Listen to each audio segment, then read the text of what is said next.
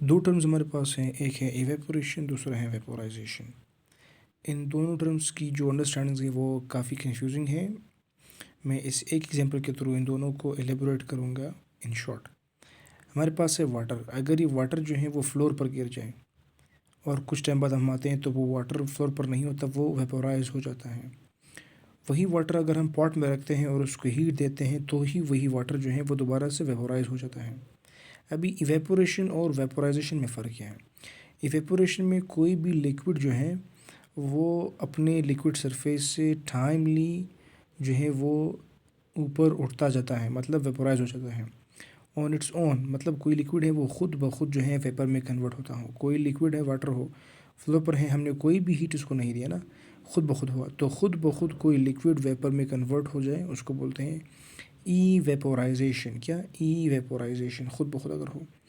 और अगर हम किसी पॉट में रख करके उसको हीट दे और वो वेपराइज हो जाए वो लिक्विड, तो उसको बोलते हैं वेपोराइजेशन। वेपोराइजेशन क्या है? अगर हम हीट दें और लिक्विड जो है वो अपने सरफेस को छोड़े और वेपर में कन्वर्ट होता शुरू हो जाए, तो that is called vaporisation. In short, we vaporise और इवेपोरेशन खुद होती हैं। ये एक ट्रिक मैं बता रहा हूँ।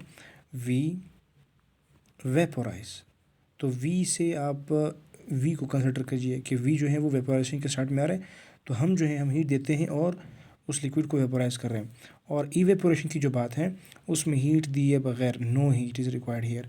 तो जो वाटर है या कोई भी लिक्विड है वो खुद ब खुद जो है किसी सरफेस से अगर उठता है, that is called as evaporation.